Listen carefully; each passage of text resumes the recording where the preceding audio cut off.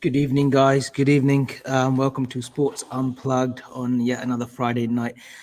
It's going to be a packed one today because there's loads of sports that are popping off tomorrow, Sunday, and Monday as well. So that's why I said to Gav, we've got to get a four-man panel in. So I'd like to welcome my newest guest, Jay. How's it going?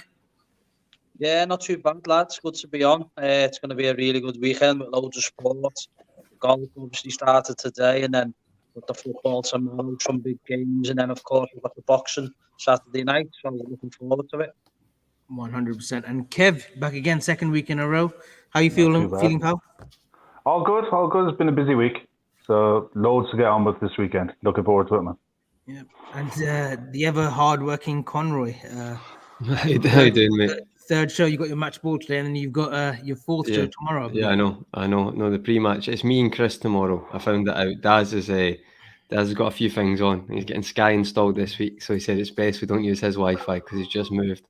So it'll be me and Chris Brack tomorrow night. Tomorrow for the pre-match for the Liverpool game. Doing well, mate. Looking forward to the show. And as Jay and Kev said, lots to forward to this weekend. Got it. And we're going to go straight into it, guys. It's a big weekend in the Premier League. And I want to come to you, Jay, straight off the bat. Chelsea City. Tuchel's got the better of Pep, hasn't he, in the last sort of 3-4 meetings between the two. How do you see this one going? It is at Stamford Bridge. Can Pep get one over, or is it going to be a bit of a struggle? You know, it's a massive game, isn't it? I said at the start of the season, I think the three teams genuine title contenders. And obviously Liverpool are one of them, and the other two are Chelsea and Man City. And I did think at the start of the season that Chelsea would be the biggest threat to the title this season, just because with Man City, I just think they should have signed Kane. I mean, Grealish is a great player, but to pay £100 million for him, it's not really something that we needed. We really needed to replace Aguero and get Harry Kane, and it's on and on. He ended up getting Grealish, and then in the end, Kane stayed. And I just look at them and I just think they've got a few injuries as well going into this game. Chelsea are flying, aren't they? We've seen them at Anfield the other week, and very well drilled team. I think the best thing that could have happened to them was them going down to 10 men because they could just sit in then. And Liverpool, as they proved last year under Tuchel when he came in, got loads of clean sheets, really difficult team to break down. You know, Liverpool found it difficult, and it's the only game that will drop in this season. The massive threats to the title. And going into this game against Man City, I mean, it's very difficult to really predict what will happen. You know, people are writing City off, but we still know they're a fantastic team with the champions and got a couple of big games coming up, not just the Chelsea one. We've also got PSG in midweek in the Champions League, and then they've got Anfield next week as well, next Sunday. So it's a tough schedule for City. And you're right, you know, Tuchel might have the Indian sign over Pep. I mean, you've got to consider the fact that, you know, he's beaten 3 times, hasn't he? The biggest one of all was the Champions League final. Of course, like he beat them as well, didn't he, at the Etihad, and he beat them in the FA Cup semi-final game. So he could have the Indian sign over them. And I just think with Chelsea, whereas City, we got Grealish to get the centre forwards. That's one thing Chelsea did do because we got Lukaku. And the man's a goal machine. You know, obviously, we've seen it in his time at Man United. He struggled a little bit, didn't he? And wanted to move on for a new adventure. He went to Italy, and he seemed to have tuned his game perfectly now. And he's a brilliant number 9. You know, he scores goals for fun, apart from when he's up against Virgil. But, you know, he is a brilliant player, and he's going to score goals galore for Chelsea, in my opinion. And, you know, they've strengthened in a key area. If you look at last season, their main goal scorer was Jorginho from midfield. It just shows you Timo Werner struggled, Havertz struggled. I know he scored in the Champions League final, but he did struggle. Do you know what I mean? Really throughout the season, and you know, they've got Lukaku now, so it's going to be really tough. But I just think stalemate written all over it. I think the two really good sides, and I just think maybe Guardiola will have learned a thing or two, and then in a couple of games against Tuchel. I think it's got a 1-1 draw written all over it.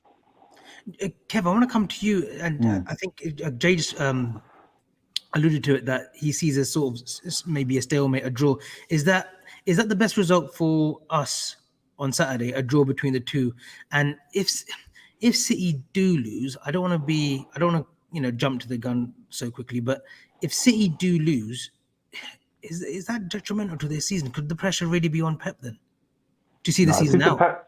I think the pressure is on Pep anyway. The one thing I'd say with Man City, De Bruyne should be back for tomorrow. Fernandinho probably play in the middle with De Bruyne, and be interesting to see who he picks in the third. Diaz and Ake will have to deal with Lukaku, but I see Chelsea's system is very similar to Antonio Conte when he played 5 back, and he played 5-2-3. It was like a 5-4-1 when they were defending, but when they attacked, the wing backs blew on, the wing forwards came tight, and Tuchel is doing very similar. They're a very, very good side, and you saw it last week against Tottenham. I mean, I stand by what I said last week about Tottenham. They're a disaster club, but the way they fell apart after 20 minutes, and the one change that Tuchel made at half time went to 5-3-2. The system he plays is flexible, and they just destroyed Tottenham. Tottenham were embarrassing. And Kev, they had their fair share of chances though. Kev, they had Tottenham first half. They weren't too bad. In the first 20 minutes, they went 3v3 with their centre-backs, and City won't be able to do that because they don't have a 9 to play off. Ferran Torres is still learning the trade. Ferran Torres is a winger. Pep is trying to convert him into a striker, but Ferran Torres is a winger. They're still finding their feet with the way Pep plays, and I see Chelsea winning this, and I don't think it'll be close. I think it'll be 3-0 easy. Wow. Do you think City might control the game though, Kev, in the sense of, I'm not saying possession, or have more possession, just like, because that's what Guardiola's going to try and do, but then Chelsea will probably just pick them off in the break. Yeah. And I could see that, if you know what I mean. I don't necessarily think Chelsea will dominate the game, but I think they'll just catch them on the counter. Do you think that, Kev? I think Chelsea, if they play a midfield with Jorginho, Kante and Kovacic, they'll have enough to break really quickly. And depending on who plays up front with Lukaku, if it's Werner, he'll miss so many chances. But if it's Havertz, then they'll just sit in, play on the break, and they'll tear City to shreds. The only saving grace for City is Cancelo is a very, very good fullback. He's probably their best defender, in my opinion. He can play left wing, left back, right back equally as well. And he's going to be vital to City staying in the game. If Chelsea can get any kind of breaks on City with Lukaku, they'll punish them.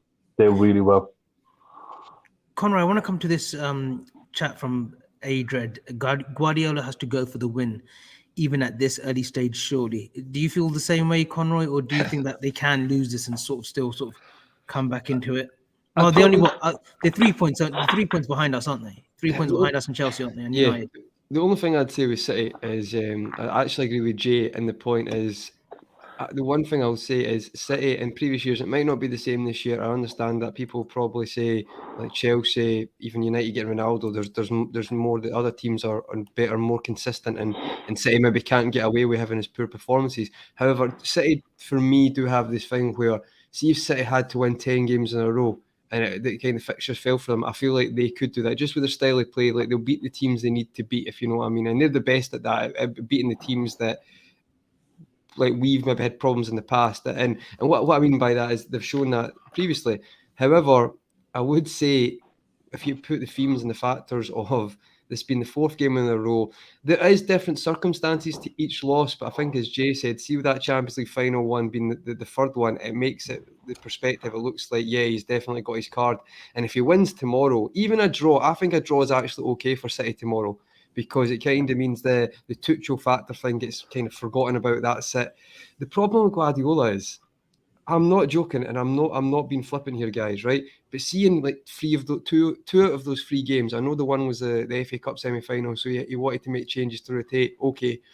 But see if he just played the team that he played the week before, he took a defensive mid in the Champions League final. Like, honestly, when you talk about overthinking, like, it's not rocket science, right? I understand his style of play is the very, very top, right? But it's not rocket science football. And he tries to take a CDM out against Kante. Oh, I just don't know. So it's just like, in my head, a draw is good for City tomorrow. A loss, however, I'm not saying they can get back in it. This season's just very different to last season, I think, anyway. Jay, I want to come to the Champions League final. Not playing a recognized CDM ultimately cost him that game. What was, in your eyes, what is the thinking behind that logic? Is it that he wants to win in a certain style, or he wants to have a blueprint on this City team? What is it by not playing a CDM when it was crying out for one in that final? Like, I can't to this day still figure it out. Like, what was he trying to do? Is it him again just overthinking stuff like he has done even at Bayern, the 3 semi-finals in the Champions League? He was always overthinking. Is that what it is with Pep? Does he have this sort of a complexion, a complex where he needs to do something different to be sort of renowned because he's got this tag of winning the Champions League, but he had Messi at Barcelona? Does he need to do something different to be recognized? Is that what it is with him? You know what? He's the master of overthinking, isn't he? And that's the big thing about him. He's a very fortunate manager because when he was Barcelona manager, he inherited great players, didn't he? He had Lionel Messi there. He had a fantastic team. And then he went to Bayern Munich, and they're the biggest team in Germany. They spend the most money. And obviously, they got the best players. Dortmund, who were the second best team there. And at the moment, it's Leipzig, probably, isn't it? But obviously, they've started robbing their players as well now, haven't they? They got it from the as well. So, it's one of them situations with Gladys. He's a very lucky manager because he's now come to England, 5 years ago, and they spend the most money. So, let's be honest, he's one-dimensional in his ways, I think. And he does overthink. And I think when he comes up against a manager who seems to have his measure, and we've seen it with Klopp time and time again. How many times has Klopp done it to him where Klopp's beaten him plenty of times, doesn't he? And he just overthinks, and his team selection gets it all wrong. And he's got no plan B for me. So when he tries to change it, it all ends up going tits up for him.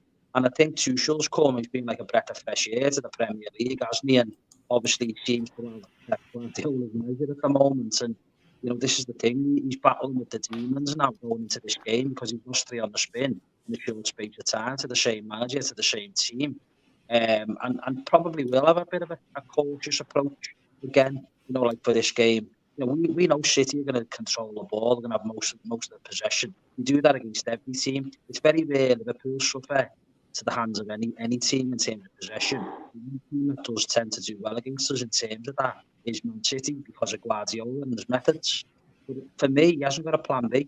And that's the thing. If a manager seems to find them out a little bit with tactics, i.e. Klopp, and now with Tuchel a little bit as well, I just think he flaps it a little bit and he's tactically naive in that sense, which it's strange to say that because he's lauded, isn't he, as the greatest manager in football.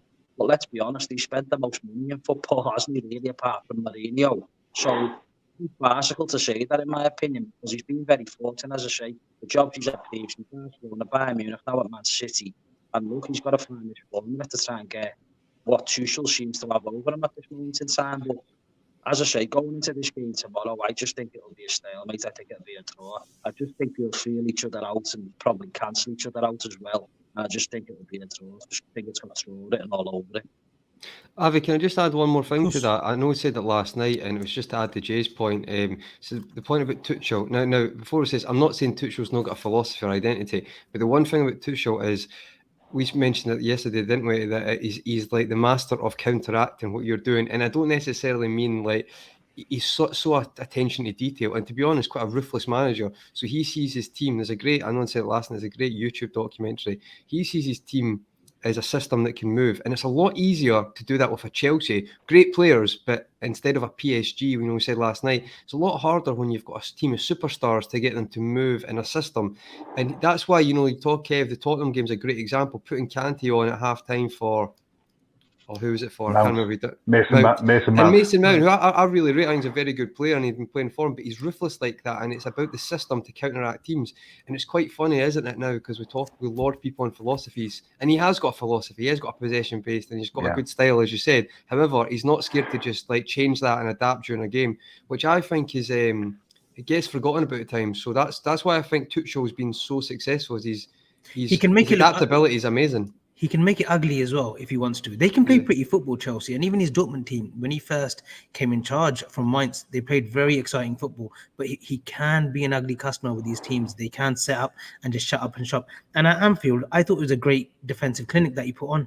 We can say that we missed chance and we should have beaten him with 10 men, but they defended really well. When they put Thiago Silva there at the stroke of half time, that was a great move, and like you need an old guard there at that sort of defense, just marshalling the defense and midfield as well. So, one thing you could tell in the difference there, the Chelsea game against us and the Man United game against Young Boys, and you could see the difference in the changes that were made in both games at half time. Chelsea were still a threat with 10 men. They still caused the odd problem here and there. Could say the best chance in the second half. If you look at could have said, Yeah, but when United made the change at half time and went on to lose the game, the mindset, everything was completely different. It was completely wrong. And he went to the same back five, the same midfield, and they just couldn't do it. The Chelsea players are bought into this, and they're going to be thereabouts in May. There's no point saying they're not. They're heavily dependent on Lukaku.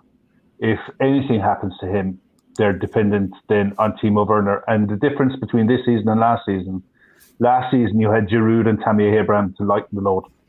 To play the odd games here and there, to come off the bench with 30 minutes to go, to give their senior player, their main man, a rest. That's not there this season.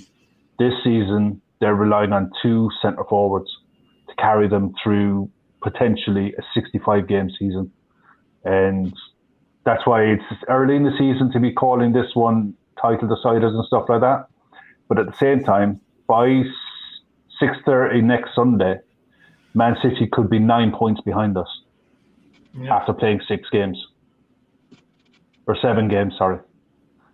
That's a big lead already. 6-7 games in, that's already huge, yeah. That's huge. But it's huge for our club's mentality because we have the late kickoff tomorrow. We know what we have to do by the time we start tomorrow. So we'll know where we are. And that's a huge incentive to the players. Massive. They're not stupid. They read tables. They know. They know what a points gap of 9 points. Dropping 4, potentially losing 3 games just to be caught in a season is huge. And I think last year, massive. Kev, as well. It's weird because there's there's 2 early kickoffs tomorrow, which is nuts. United Villa's at 12:30 as well. It's absolutely bonkers.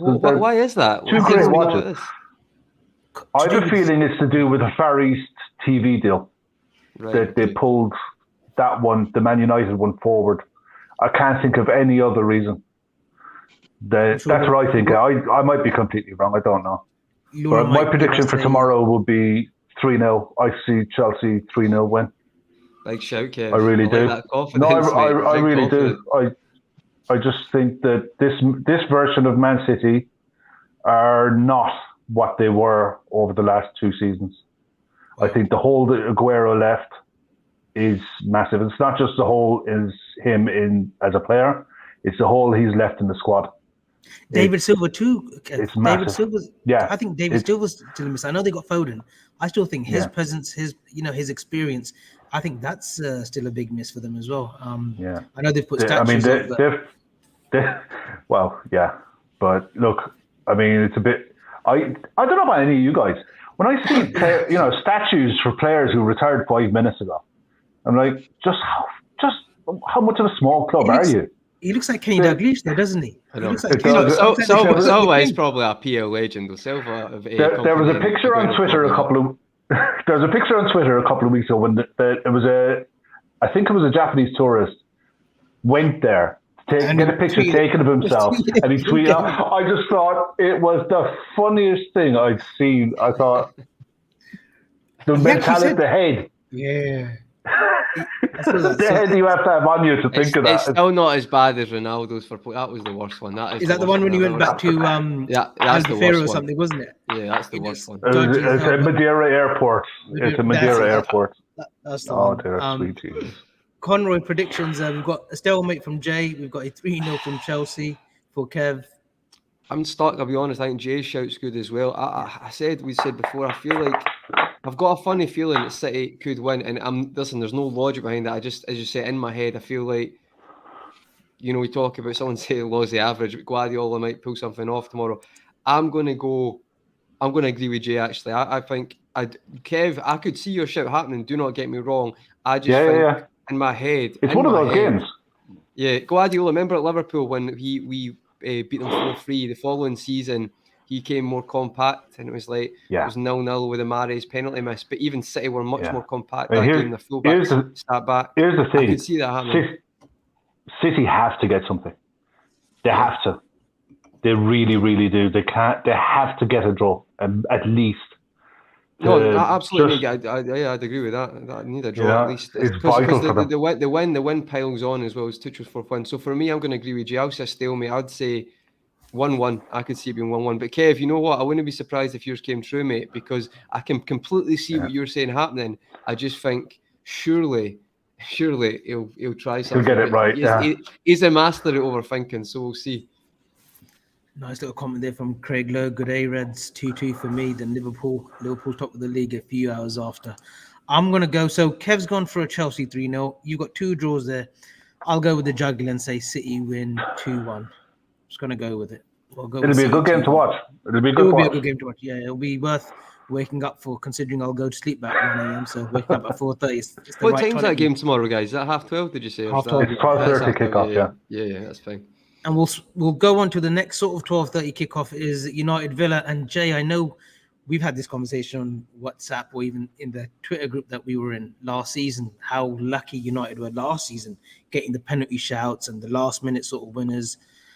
It's happening again, isn't it? Early on already with West Ham last week. De Gea saves his first penalty in what? Was it 4 years? That's his first penalty save in like something silly like that for something. Yeah.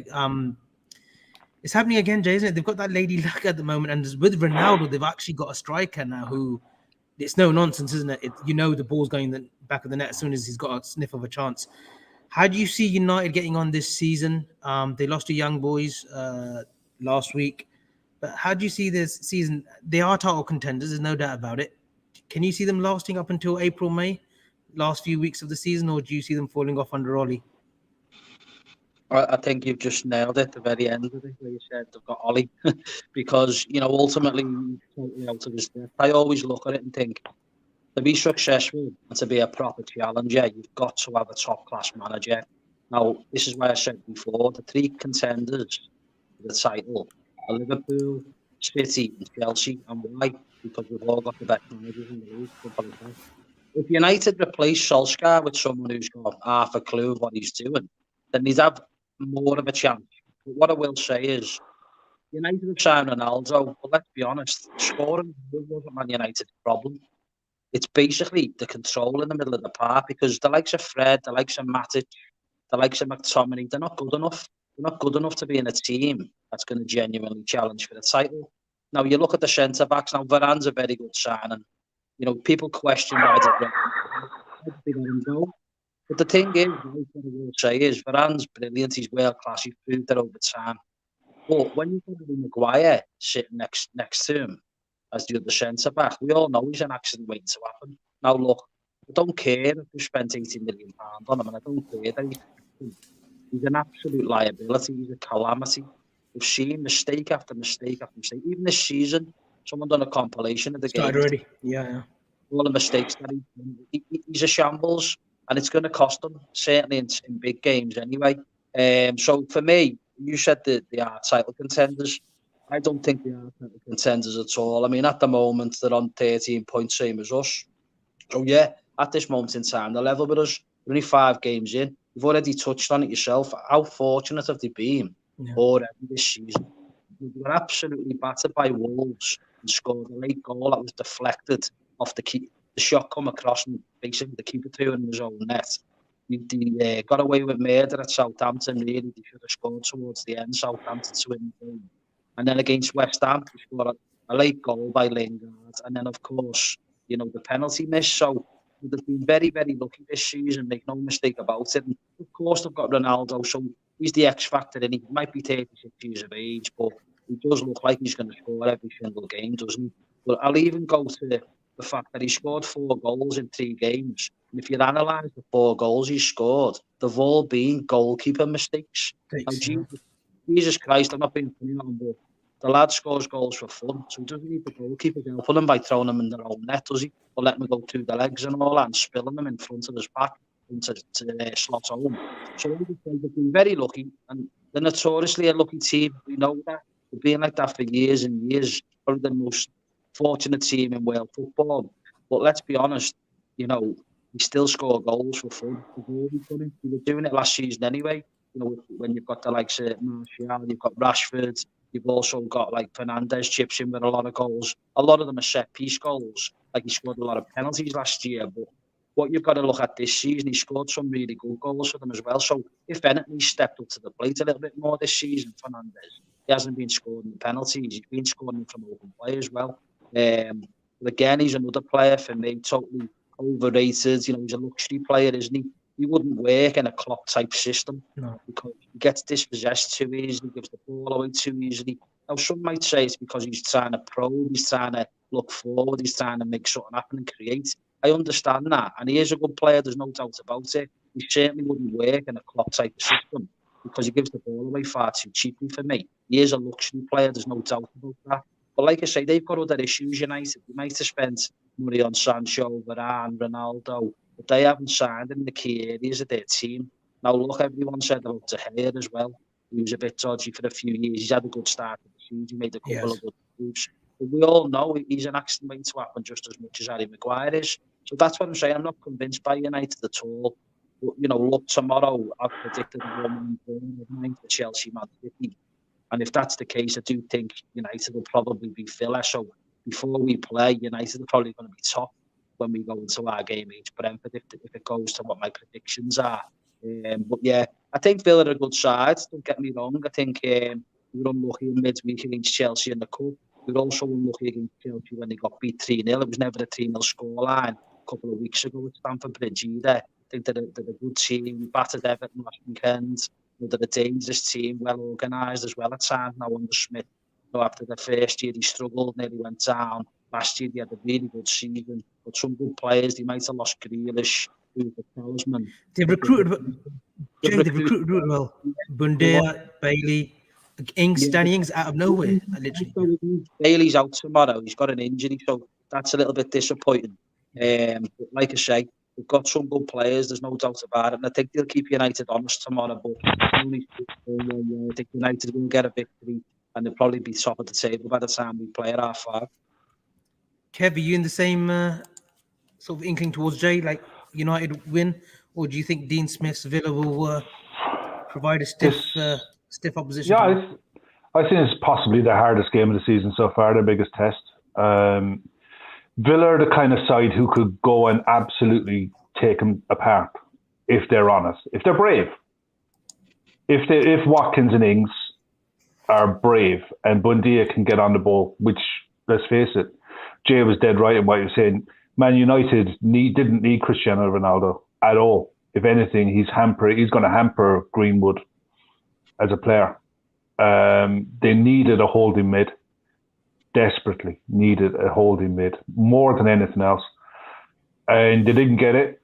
So the better sides will pick holes in their midfield. Saying that, Ronaldo is a freak. He's an absolute freak, and if he comes available on the market, you get him. And Ronaldo and his agent played United like a fiddle. Put the word out that City were interested, and we can't have that. So they went and got him. It was lunacy. But at the same time, they drew a lot of games last season. And if a Ronaldo can turn half those draws into wins, that would have put them up in and around the points total that City won the league with. You know what I mean? I think they're finished fourth at the end of the season. But I think they could be, depending on what happens with them in Europe, they could do something this season, especially if they sack Ollie and bring in someone like an Antonio Conte. that would really give them a real chance. A proper manager with that squad, tactical nous, could do bits with that squad. They really could, because they're a good squad. You think Conte would be a great fit for them, Kevin?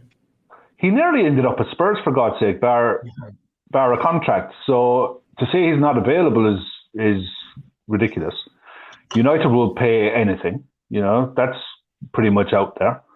So I think Solskjaer, with his comments today in the press with Klopp and penalties, is about as rattled.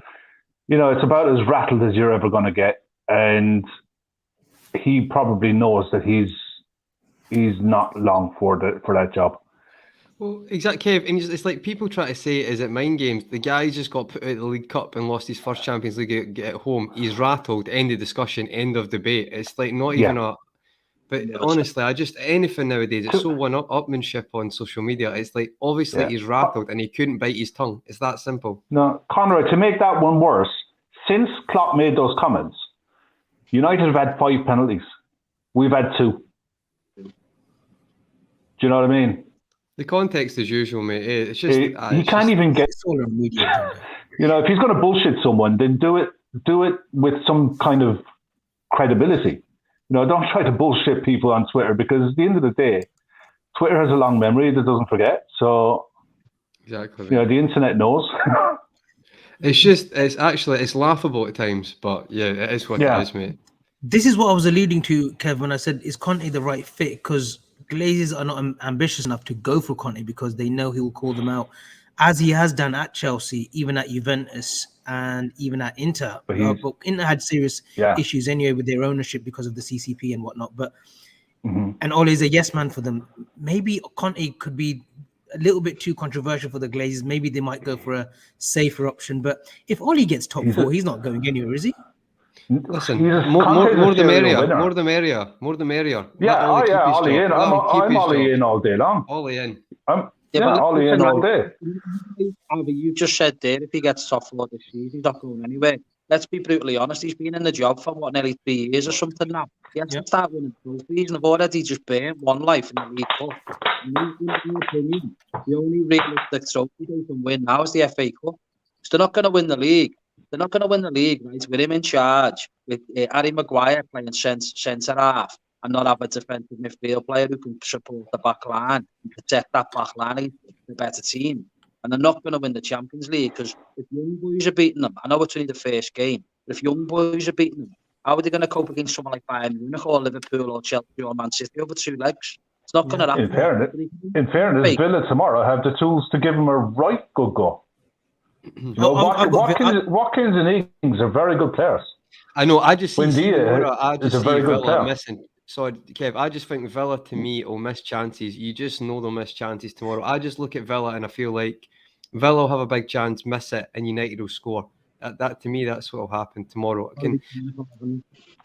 But what I would say is, see, on the game tomorrow, Avi, Kev alluded to it, it's probably the biggest game of the season. Who have United played at home this season? I've completely forgotten.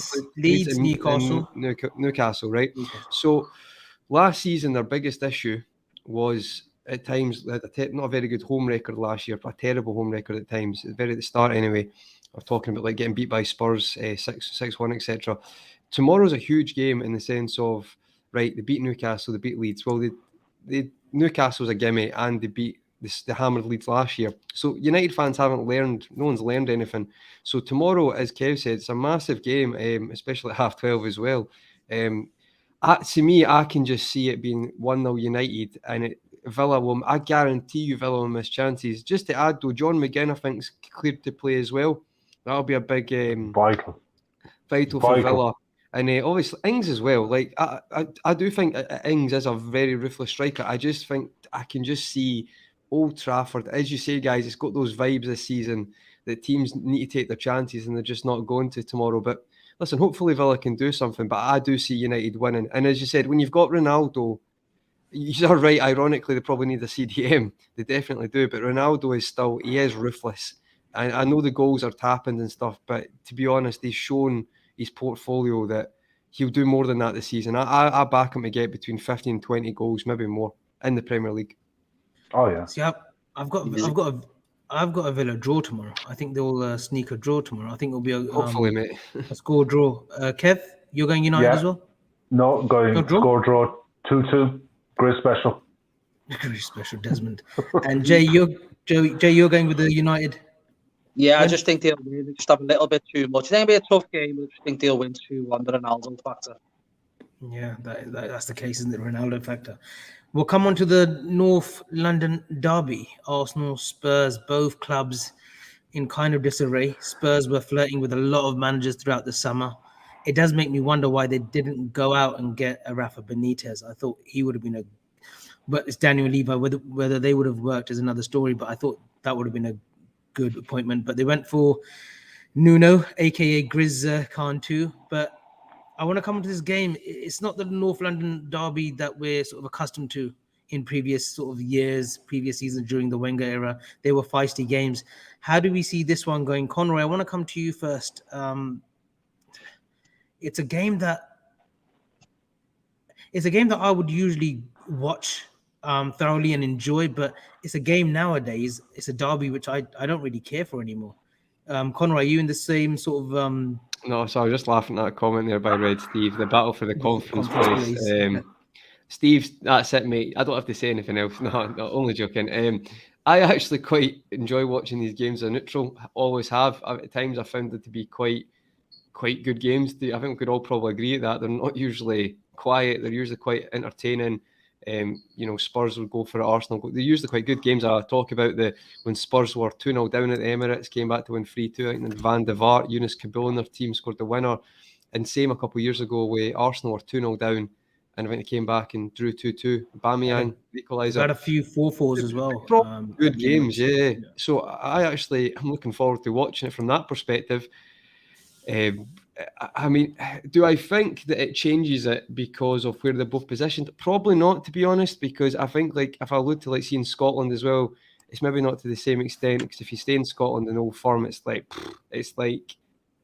very hard to compare that because it's just the atmosphere. It's Scotland. You've only got, not everyone's just got one team. I'm not saying that, but you've got more people just have one team. Whereas in England, I think it's more spread at different parts. Obviously, to be fair, the Merseyside derby is probably a good example as well. You've got in that area, someone's got one team.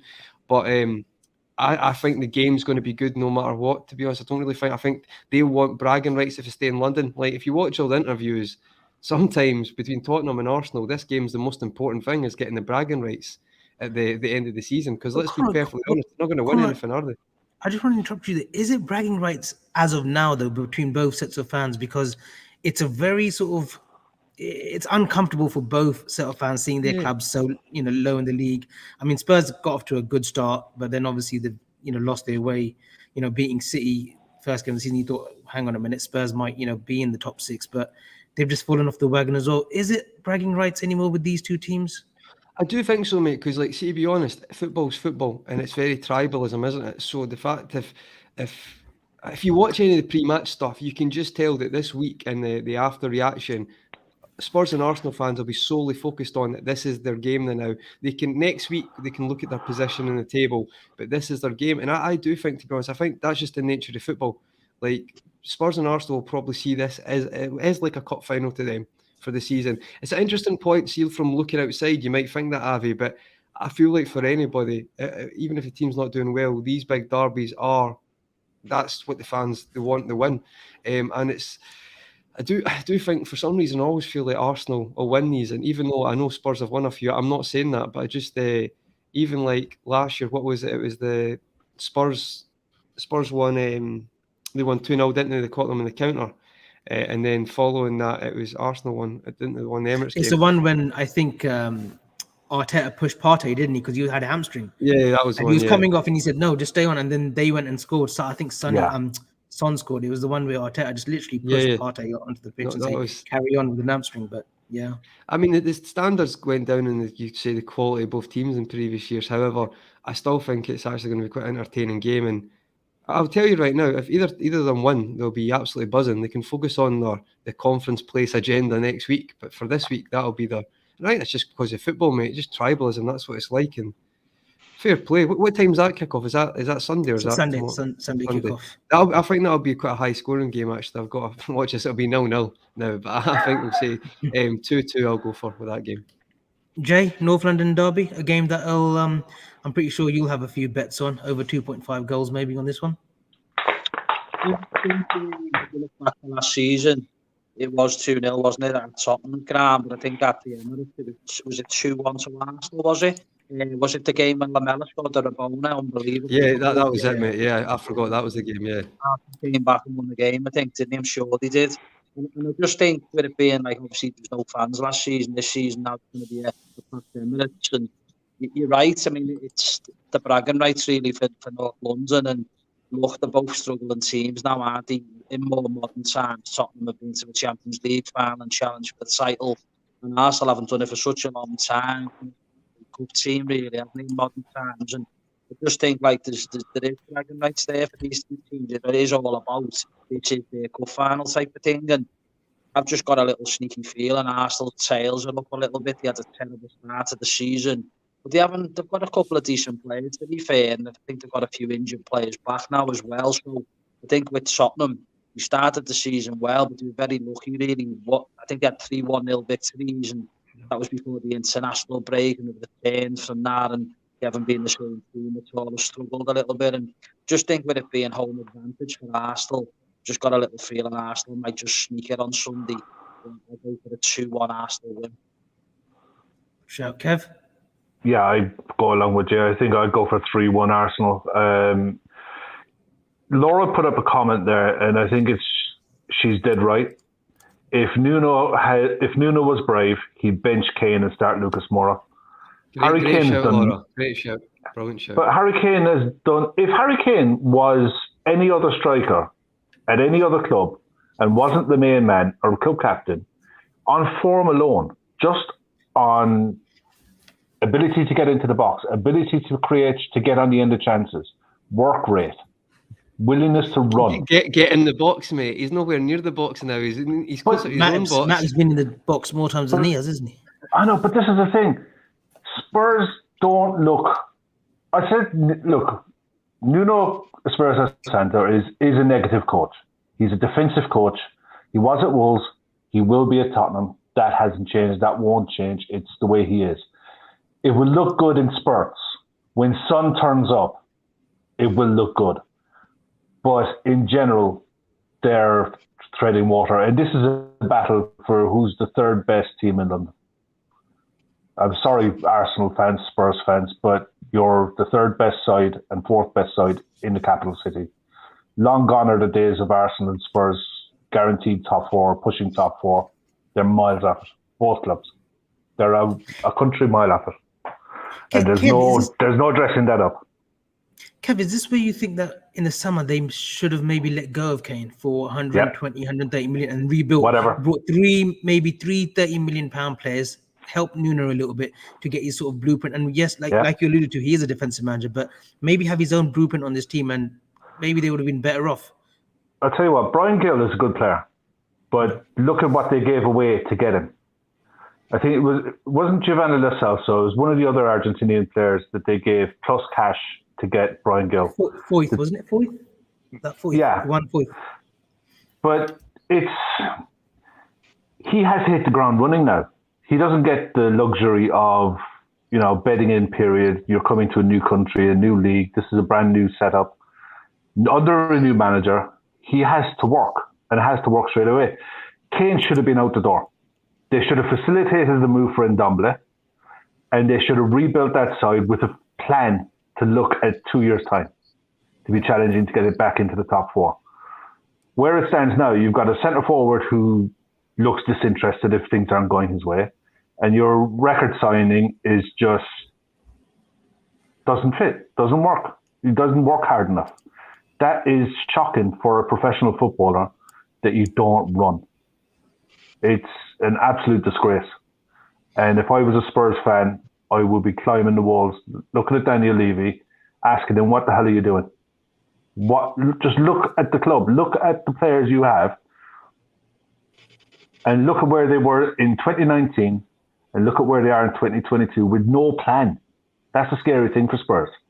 Arsenal at least have young players that you can build around. Saka, Smith Rowe, the Martinelli. There's a couple of centre backs that are young but learning. Ben White, young, learning.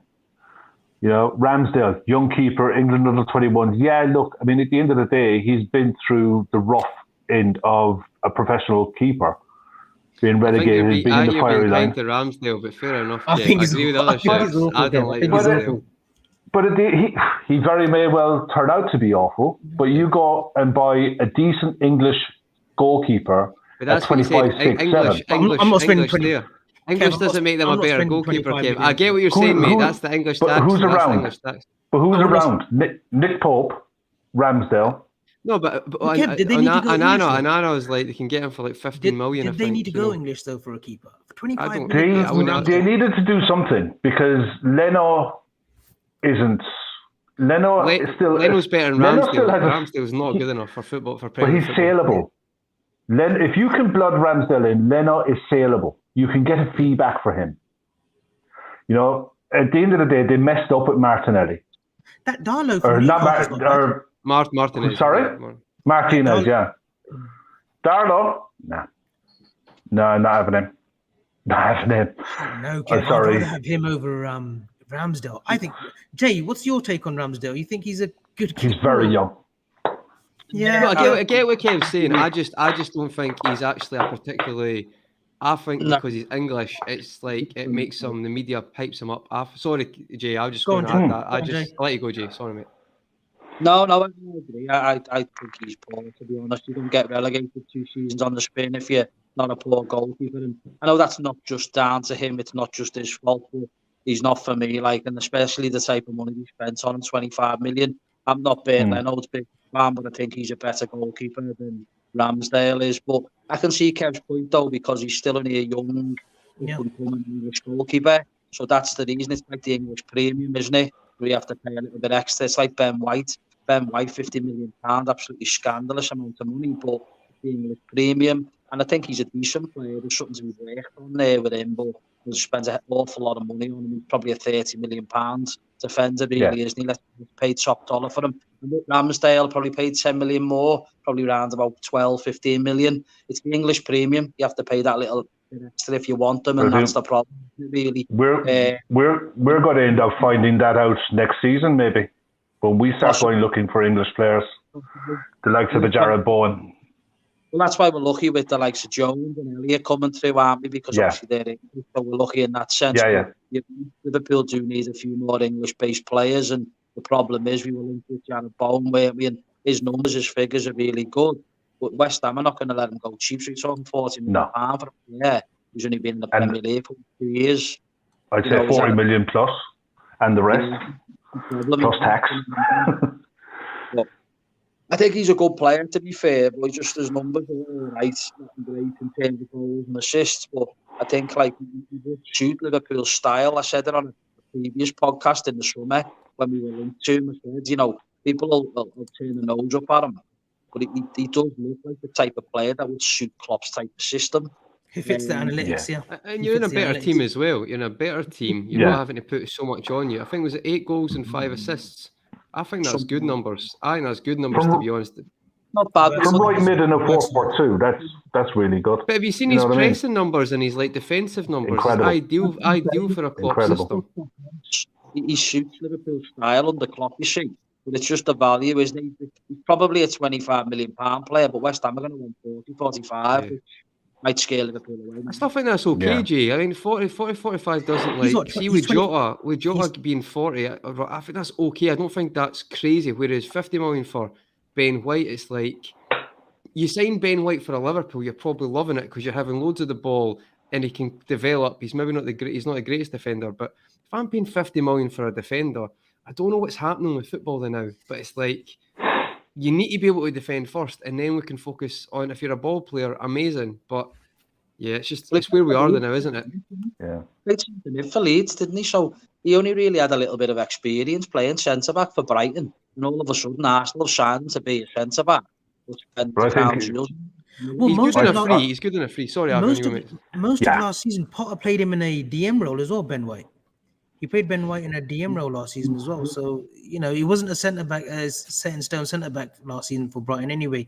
But just quick on predictions with Arsenal Spurs, Kev 3-1 Arsenal. Conroy. I think it'll be 2-2 this game. I think it'll be a good game to watch. But because of the maybe weaknesses they've both got, I would say 2-2, which is quite, maybe a couple of weeks ago you'd say Tottenham that wouldn't happen, but they've kind of conceded quite a lot recently, so I'd say 2-2. Jay. 2-1 Arsenal. 2-1 Arsenal. Yeah, I'll probably go with 2-1 Arsenal myself as well. So Arsenal will pick up the 3 points. Avi, can I just add to that comment, Yep. Avi? Sorry, it was about the Ben White. I wasn't saying necessarily for Liverpool, sorry, folks. I meant that if he played for a bigger team, you can have a lot more of the ball and it would suit that. Whereas I think at Arsenal, you're not even close to being that controlled in possession in games yet. So it's a strange one. That was all I was saying.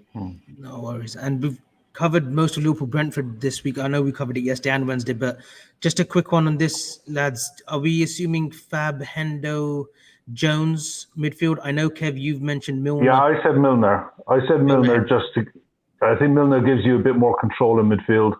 Brentford are a good side. They don't concede many and they're lively on the break. And this is the biggest game in their club's history for a long, long time.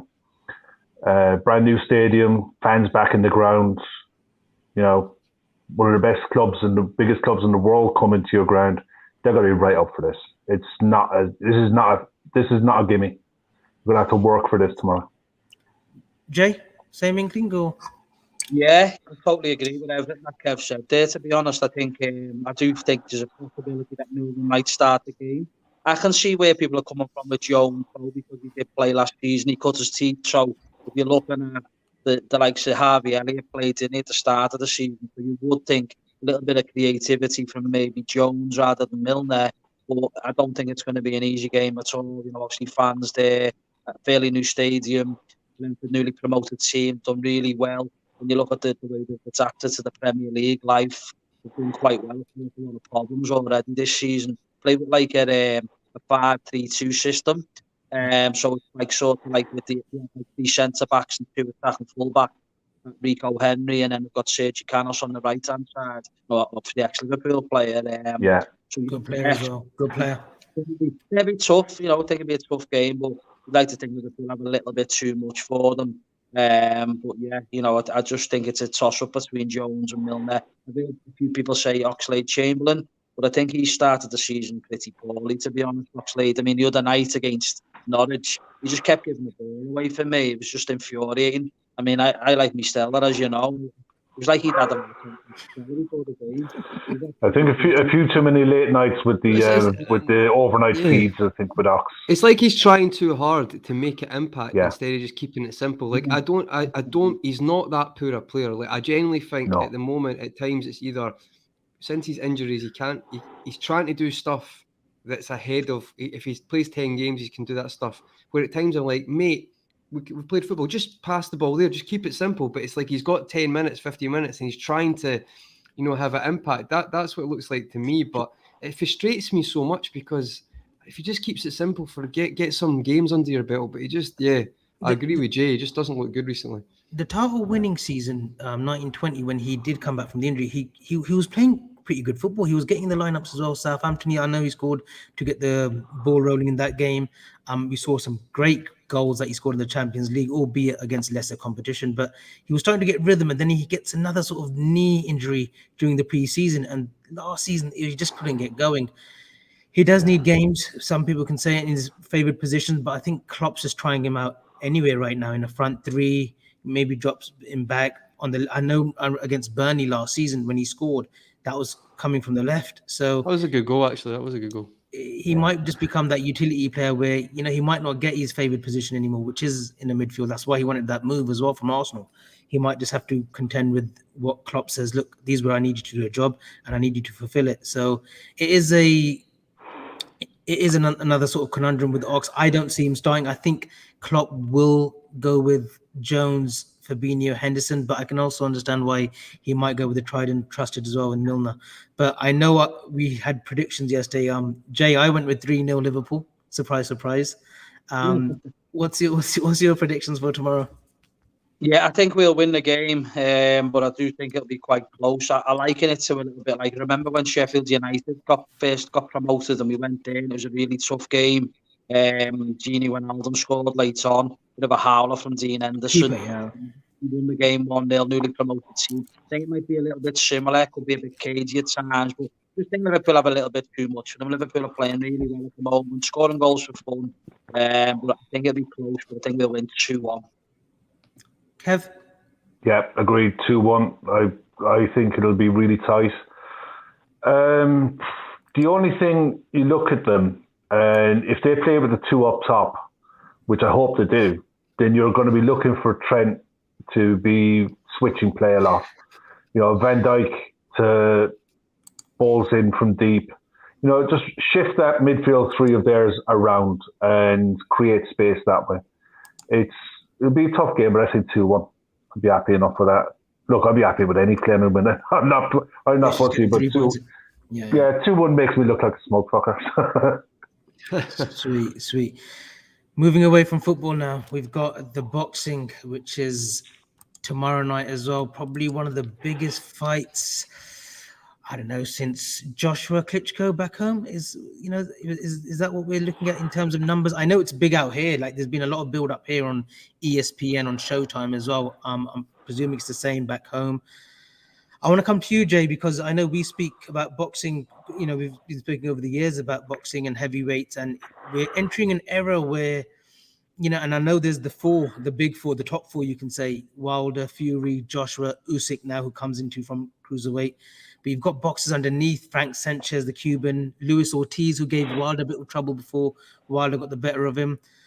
This fight, this could be a negative spin and a positive. If Usyk wins, it throws that whole conundrum of the four getting those dream fights in jeopardy, but it can also set off a knockout system where if Usyk does win and say Fury beats Wilder, maybe Wilder and Usyk have their fight, the winner out of those two meet the winner of Joshua and Fury. So I don't think people saying that, you know, if Usyk wins, it jeopardizes the Joshua Fury. I don't think it does. I think that still comes into play.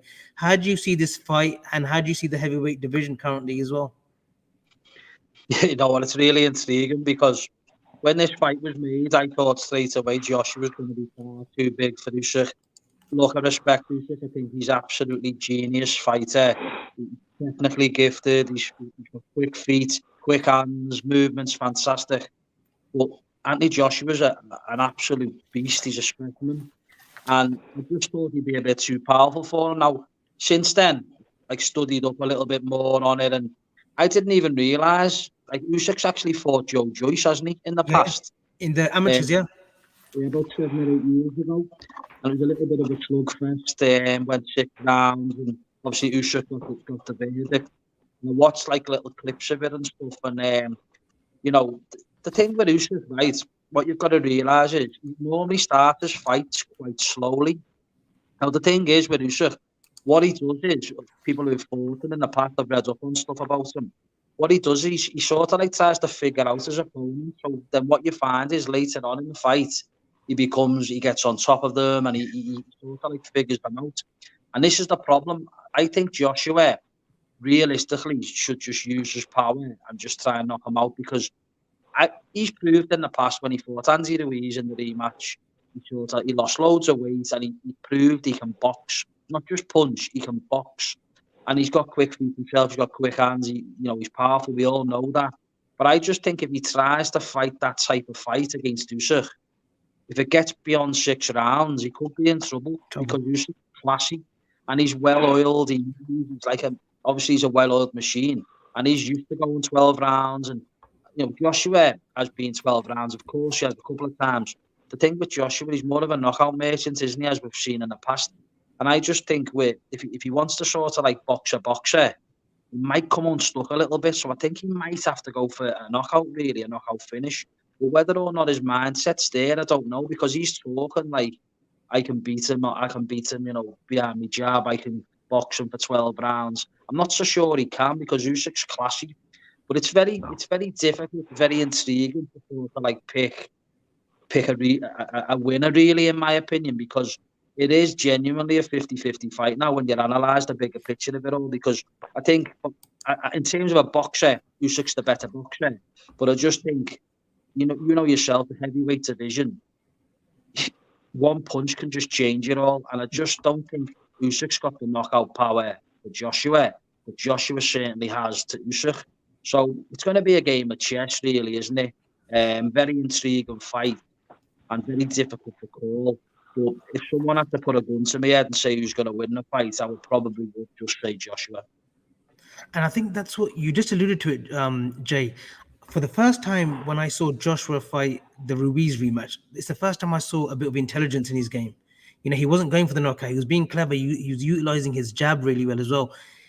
Usyk, even against Bellew, he didn't start off really well. Those first 3-4 rounds, Bellew was in it. You know, Bellew was in it from round 1, round 2. He was sort of getting the better of him, but then he comes into his own. That's what it is. He's a bit of a late starter, Usyk, in his fights. You know, against Marco Huck, found trouble first sort of 2-3 rounds, but got into it. And he's very elusive, like you said, works his angles off brilliantly. You know, he can come from left or right. He is the shorter man, but I feel that the shorter boxers can trouble heavyweights, like we saw with Ruiz. Dillian White gave Joshua a bit of trouble. You know, we know that, you know, Joshua landed a brilliant sort of punch, which was a devastating knockout, but Dillian White provided a bit of stiff competition to Joshua. Kev, how do you see this one? You know, and there is this little factor as well with Usyk being Ukrainian and Joshua getting the better of his idol, who was Klitschko, not Vitali. What's his Vladimir Klitschko? Vladimir. There's a little bit of that in Usyk as well, and I'm sure he wants to, you know, take a revenge, as you call it, as some may call it, against AJ. How do you see this one going? It's to be fascinating because AJ has only ever fought one southpaw before, and knocked him out in a round. It was when he won his first world title. Usyk is an absolute machine of a boxer. He is really, really good. And he's come up from cruiserweight, but he's come up the right way. He's put on the weight slowly and gradually, and now he looks like a full-blown heavyweight. You know, I don't think he's going to have the power unless he catches Joshua, but I think technically he can catch him. This is a pick'em. It really is. Joshua has the power to knock any man out. And it's heavyweight boxing. Any man can get knocked out. But I think Usyk is too good. I disagree with Jay to a point. I don't think Anthony Joshua is a good boxer. I think he's very physically brutal. He's strong. But I think Usyk is a far superior boxer. And I think he knows too much. If it goes anywhere past 6 rounds, I think Usyk wins at points. Do you think it will go, Kev, though? Do you think Joshua's always got that chance with his ability to knock him out? Yeah, that's the thing. 36 minutes is a long time, you know, especially if he catches it. He won't be able to out jab and work behind the jab with Usyk because Usyk will just work his angles. But one shot. That's all it needs. One shot, and Joshua will finish him, and he'll end it in no time. I won't pay for pay-per-view boxing. I won't pay for it, so I'll listen to it on the radio, and I absolutely love that. I'll send you a stream. I love listening. No, straight up, I love listening to boxing on the radio. I've never seen a bad fight in the radio, and when you get Costello. When you get Mike Costello talking you through a fight, you can close your eyes and just. Everything's better on the radio, Kev. It just sounds better on the radio. They make it sound more exciting. Boxing is unique. It brings back the first time I listened to a fight in the radio. I was with my dad. It was 2:00 in the morning, and it was Jerry Cooney and Larry Holmes, 1982, and yeah, I was 10. I was 10 years old, and I stayed up with my dad to listen to it on the radio. And ever since then, I love boxing on the radio. I absolutely love it. I'm really looking forward to tomorrow night. That's superb, mate. I love that, mate. That's superb. You know, but you want to try it. If you're watching it on a stream, put the radio commentary on and watch it. Totally different experience. It really is. It's fascinating. You get Costello and Buncey talking you through a fight. Fantastic. Bunce is good. I like He's a listening. good I've laugh. listened to Yeah. him. He's good. He's Yeah, a good he's laugh. He's a He good is. Just But on this is a Joshua. pick'em. Yeah. I'll say this is a pick'em. I don't know how it's going to go. I truly don't. That's the intriguing thing. There's some great heavyweight fights to be made if the promoters can get their heads. Cheers, Steve, honey. But it's one of those things. The heavyweight boxing has some great fights out there if the promoters are brave enough to make them. Make him. Yeah. Fury tied himself into a 3-fight deal with Wilder, and I fear for Fury this time because I think Fury's bored. I think he knows he's too good for Wilder, but I think he's bored, and Wilder could catch him, and Wilder could knock him out if Fury doesn't have the right mindset going into this fight. We'll touch upon the Wilder Fury quickly, but just back on Joshua, you made a good point that I don't think Joshua is a very aesthetically good boxer. He's very hypermobile shoulders, and he's sort of rigid, and similar to, and don't quote me on this, and I'm not comparing them, but very similar to what Frank Bruno was. He just couldn't get free sort of flow exactly in his arms, and that's the issue that I have. But with Joshua. that's their body type. Yeah, it's sometimes it can't be helped. It's a body type. You can't lose weight on your shoulders, unfortunately. It's a bit like having a chin. You either got a chin or not. And Usyk can get caught, and this is going to be heavyweight getting caught at heavyweight. Proper power. If Joshua connects him, and like Jay says, if he can, I think Joshua only wins this by KO. I don't think he can last 12 rounds with Usyk, because Usyk has the intelligence, he has the structure, and he can manufacture his way to a points win. And that's how I see. The stamina. Yeah. The stamina. That's the difference between, if you've got a big, Joshua's what, 6'6", he's 17 stone 2, but he's 17 stone 2 of muscle. So if you're 17 stone 2 of muscle, like Frank Bruno when he was boxing, muscle takes more out of your body than, say, if you're an Andy Ruiz. You can absorb oxygen better.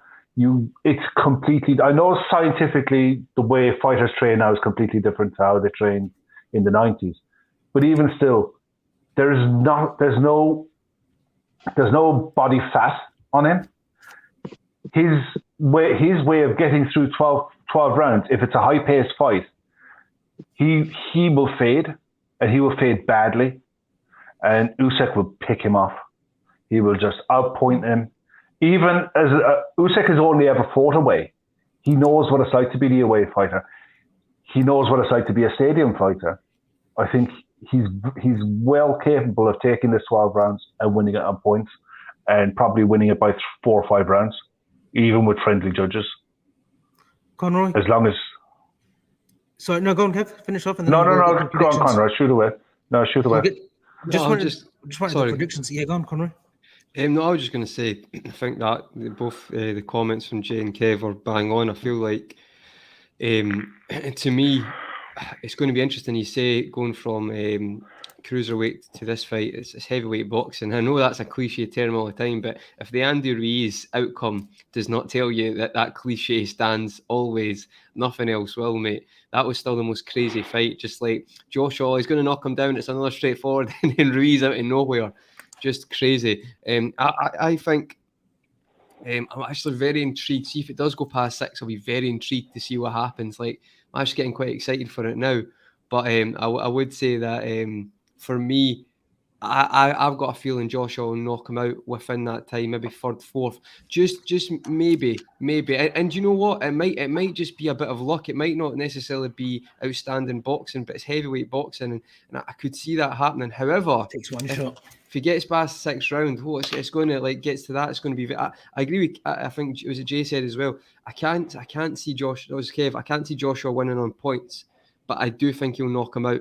But whatever, it will be an interesting fight, and it's. I kind of feel the opposite. I think if Usyk wins, I actually think it kind of. I know we're talking about the British boxing scene, but I actually think it maybe makes it a wee bit interesting as well, because I don't think it's like the Ruiz rematch. I don't think Joshua's career's over if he loses this match, whereas that match felt very much like this is it, mate. This is like the chance to be greatness is gone if you don't win. I think it throws spanners in the works for the better of boxing if Yeah, Usyk wins. That's just me, though. That's just me. I think if Usyk wins this, I think it's quicker to do a deal of Joshua and Fury, regardless of what happens with Joshua and Wilder. I think it makes it a little bit easier negotiating that fight. Jay, prediction, and how do you see the Fury and Wilder fight as well? Well, you know, as I said before, And we want a prediction. No, we want a prediction as well, Jay, from you. you know what? If he's brave, do you mean you're talking about the Joshua fight now or the one? Joshua Usyk, yeah. You know what? I just think Joshua will win. So whether he wins by knockout or he wins on points, I just think he'll win. And the reason being, right, I think Usyk's definitely in the fight. And I do think if it goes 12 rounds, there is a chance he could win on points. But with it being obviously in London, home fighter, the champion, I think it's going to be very difficult for Usyk to win on points regardless. Even we know he's a classy boxer. I understand that. I know he's brilliant. He's unbelievable. He's a superstar. But I just think Joshua might just have a little bit too much. So I think Joshua will win. Whether it's by KO or whether it's on points, I just think Joshua will win. Kev, prediction? Yeah, I think Usyk points, Joshua knockout inside 5 rounds. It'll be one. It could go either. I don't know. I genuinely don't know. It could go either way. Mm-hmm. Yeah, it literally could go either way. And that's what makes it interesting. That's why we're all talking about it. That's why we want to watch it. And that's what heavyweight boxing has been screaming for a decade or more. And you look at the fights that are under it, or that are to come in the heavyweight scene, Joyce, Dubois, you've got 5 or 6 really good heavyweights out there. That if Usyk wins... Audie Harrison's still on the scene somewhere. Is he? He's got to tell him to stop. David Price as well. Davey alone. In all fairness, David Hay got in a boxing ring last couple of weeks ago. Let's just move. Can we move? I'm gonna go out on a limb and say that we're looking at a new heavyweight champion come Saturday night. Usyk, I think that will win on points. I think the scorecards will be fair, but I think he'll do it. I think he'll get the job done. I just think there's that Ukrainian factor of Joshua beating Vladimir Klitschko. I think Usyk's going to avenge that loss, and he's going to do it for his people. And but it's not the end for either fighter. It's not the end for either fighter. There's so many good fights out there to be made, and it's all good for boxing. Every so often, the heavyweight division, you need a bit of a shake-up as well. Holyfield and Tyson, when they fought. You need a bit of a shake-up, and this could be another shake-up where you think, "Oh, weren't expecting that," but it opens up a new avenue. I want to quickly get on because I know we're tight for time. I just want to quickly come on this. Obviously, living out here, I'm totally Team USA. Ryder Cup has started today, and I don't know anything about golf. And these are where I expect Jay and yourself, Kev, or Conroy, if he knows much about golf, to take lead, but. Is it true that they play in pairs? Is it pairings, one against the other? And then the home team decides the format. Yeah, the home team decides the formats. It's this time the USA, whether it's foursomes, 4 balls, but it's match play golf, and it doesn't matter if it's par 3 or par 4. You draw the hole or you beat the other guy. It's the most basic form of golf there is, and it's brilliant. Unfortunately for us, I think this USA side, with the fans behind them and the course they picked, it's not looking good at the minute. But the matches have all been close. There's only a couple of holes in most matches, so tomorrow's another day. And that's the thing with the Ryder Cup. And Jay, I want to come to you. I think it was maybe last year or maybe the previous years. The fans play a big part in this as well, don't they? Because they do their taunting. I know the US crowd start chanting, USA, USA. And that's had an effect, hasn't it? It's 5-1 now. Laura has said USA have taken a lead of 5-1. But I just want to say the plan. Is this the competition in golf on the PGA circuit where fans do play a part with a little bit of gamesmanship? Well, yeah, I mean, obviously there's fans there. Partisan crowd, Americans, so there's no Europeans there really. So it's a massive advantage for the Americans. But not just that, when you look at the teams, Europe have got John Rahm, who's the best in the world. But you know, obviously after that, America have got like make up the top 10 in the world. So they've got much the better team going into this Ryder Cup. So it doesn't surprise me that they've started off well. And is it 4 or 5-1 now? Do you know what I mean? So I did really fancy USA to win. I mean, you look at Europe and they've got good team spirit, but they've got quite a few aging players in that team for me. And like I say, it doesn't surprise me at all that USA are winning 5-1, I think it is now. So I fully expect them to win the Ryder Cup. But, you know, it's just a little bit disappointing because, you know, the big build-up for it. But like I say, massive advance for the Yanks because there's no fans there from Europe, really. And just a quick, and the scores, like say it's now 5-1, the scores carry on the next day, don't it? Saturday to Sunday. Yeah. Okay. It's first to 14.5, is it, Jay? 14.5. Yeah, 14.5. 14.5. If Europe gets a 14, they'll retain the Ryder Cup because they are the current holders. But as it's going at the moment, it looks like USA are going to give them a hiding. Guys, see my memory. I just checked there now. My brain might be playing tricks on me. But was not a comeback a couple of years ago? Not like 12-1 down. But was it US or Europe came back a couple of years ago when it was like a poor start like that? It might not have been 5-1, but something my brain's telling me it was maybe 2019, 2018. There was a comeback like that. Or am I talking nonsense? I can't remember. It's just something sticking out in my head because I remember watching it. The thing is with the Ryder Cup, the US are. Go on, Kev. Sorry, Jay. Shoot away. Europe always starts slowly, but the 5-1 down now, so this is a bit of a massacre at the moment. Yeah.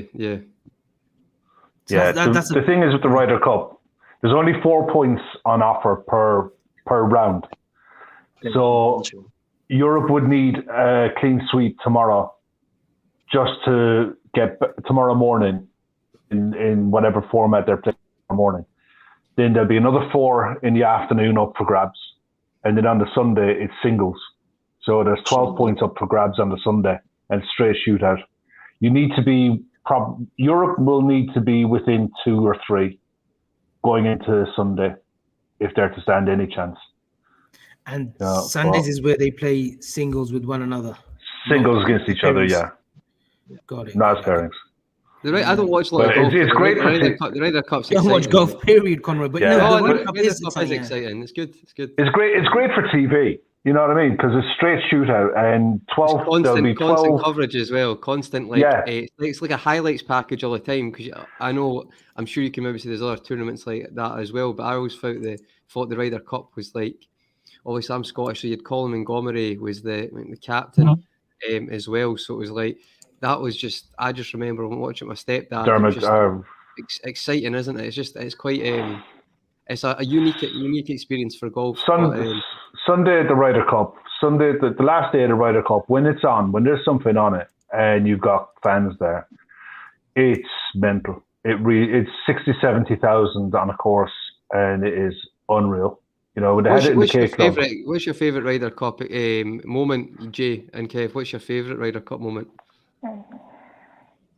Or one of them? For me, Ian Poulter, just his and Sergio Garcia, just watching them play and the enthusiasm they have for it.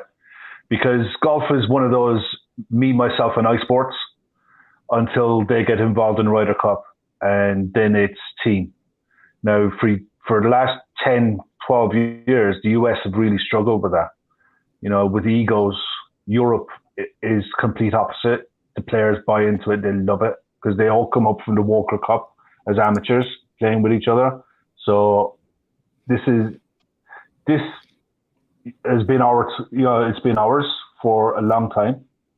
And this time I think it could slip away, but it makes it all the better. I think the Ryder Cup turnaround is really quick. You know, because this one is a 3-year gap to this one. So I don't know if the Ryder Cup is next year in Europe. It might be, I don't know. I'll have to check it out. Was there a moment, I'll come to you, Jay, for your favourite Ryder Cup moment. Was there a moment where Sam Torrance, I think, if I've got his name correctly, he had a moment with the fans in one Ryder Cup, but then he ended up winning, and it was like sort of like karma had sort of bitten the US on its backside. Was there a moment that in the Ryder Cup, or was that a different tournament that I'm talking about? He wasn't happy at all with the way some of the conduct. He was spat out something. I think. I don't want to quote me of them, and he had a little bit of a rant over it. And, I mean, for me, look, I like the Ryder Cup, but I'm not a massive golf fan. So there isn't really one that stands out to me. You all like roll into one, do you know what I mean, from whatever year to another. But it's a massive spectacle on the sporting calendar. Make no mistake about that. Like when you look at the Super Bowl is a big thing in America. But the Ryder Cup is certainly rivals that, like every couple of years when that event takes place. So this is a massive weekend for golf. Yeah. Can I just add, guys? See, it's not the Ryder Cup because I know Laura's saying I have watched some golf, Laura. I just don't watch it continuously all the time. But what I would say is one of my favourite moments. Do you know when Sergio Garcia was it the US Open, Kev, when he won, and he hadn't won a major previously, and it was what was his mentor who passed away? Augusta, wasn't it? Seve Ballesteros. And it was like very emotional, and everyone wanted him to win it, and he did. That's my favourite golf moment because that was like it didn't matter who you were; it was just a great day. Yeah, someone put it in the comments there. Darren Clark with what he went through when his wife passed, and he was phenomenal that year. Another one with him downing a pint of Guinness at the end. Players jumping in the lakes, all that kind of stuff. They're mad jokes, like. But you could not watch golf from one year to the next, but the Ryder Cup's on. You'd watch that. You'd watch those last days. That's what everyone buys into it. It's a bit like the snooker. I would never watch the regional tournaments or the British Open, but the World Crucibles. Because you'd watch the Crucible in Sheffield. You would watch it just because you got the characters. It's just tradition, isn't it? I think because we always wanted, and I'm pretty sure I might speak for all four of us. Conroy maybe not because he's probably a Stephen Henry fan, but we always wanted Jimmy White to finally win a major. Jimmy. You better believe it. Eight majors, Stephen Henry, and you better believe it, I think mate. he beat Jimmy for about 5-6 of them, but but there's a thing in Scotland, like John Higgins and stuff. People like I can't remember John Higgins, like 2 or 3, maybe 4. Alan McManus there as well. And it's like. But Stephen Hendry just disappeared when he finished. Like you just not seen him again, and it's like I think people have forgot he just dominated for a long time. He's back on the old. He's back on the commentary now. He's back on the punditry. I'll tell you the story about that off air because there's a podcast I watch, and it's basically like they called him out, and then the next week he said he's coming back, but I don't think it was related. But it was like they were trying to say John Higgins is better, and then said what Stephen Hendry done, he's not. Anyway, he's won 8 bloody majors. It was good. Incredible. I think when it comes to snooker, it's one of those sports that we all think we can do because we can all go to the pub and play pool. You know what I mean? And you watch someone playing snooker and you're racking up 40 breaks of 40 and 50. You're like, yeah, he's tasty, he's good. And you see him whacking in breaks of 100 plus. You're like, that's skill, the hours of practice in that, man. It's Kev, phenomenal. I'm 5'2", and I find a pool table as hard as it is. I've got to use a spider. The other spiders that they use like that. I've got to use one of those ones, but I can't play snooker for. I think my highest break must be like 3 or something. I've got the red and I think I've got the yellow, but snooker's definitely. Take that and walk away. Yeah, take that and walk away. But guys, it's been a great show. Jay, we finally got you on the show. Thanks again. Would love to have you on. Kev, keep doing your thing. Pleasure. Thanks for coming on. Conroy, I know you've got your own podcast channel as well. If you want to plug that before we wrap up. Yeah, no worries. So just I've got my own channel. It's Conroy Talks, and you see a lot of the guys actually from the Daytrippers over there just chatting about general football stuff, not specifically Premier League, just whatever's really kind of topical and happening that week. So if you want to go and come over and join us for that would be much appreciated. And also I've got Twitter. It's @_Conroy H on Twitter, and I just usually retweet a lot of stuff and information about shows. But if you want to head over, it'll be a good chat, and you'll see the guys, and hopefully get Jay and Kev on as well at some point. Maybe me and Kev can do a watch along again because I thoroughly enjoyed it. Kev is maybe the best person to do a watch along with. That was a really good laugh. So we'll get some sorted with that. But thanks again, Avi. That was a cracking show. I always love the kind of this show, the Sports Unplugged. Love every show on it, but this show is really good because we're chatting about football most of the week, but it's really good to mix it up. And it's a great idea for a show again, mate, and just happy to be on. So thanks again. Nice one. And you're always welcome anytime. And just a quick one to confirm, tomorrow we've got a pre-match, Conroy and Chris. Then we've got a post-match, which I think will be Red Sea podcast, mate. Yeah. Red Sea podcast. And then obviously the Fatback 4 on Sunday, where I think Grizz will be sporting his new hairdo that he's got new from Turkey. Don't get them started again. You put it down last night, Abby. That's it. The community is He's had going a to be new hair on him. transplant, so we'll see him with his new hair on Sunday. But no, guys, that's been a great one. Stay safe, stay But blessed. you've seen it, haven't you? Has he gone for the Graham Souness 1984 look? Oh, not yet. You can tell It takes about 7 months for these little roots to grow. So we'll find out on Sunday. He's probably got it plastered and whatnot. But no, it's a great one, lads. Hopefully 3 points tomorrow, top of the league, and United lose. That would be a great weekend. And Joshua and Usyk, good luck to both men, and whoever takes it, takes it. Good night. That's the four of us. Thank you very much. Bye. All the best, lads.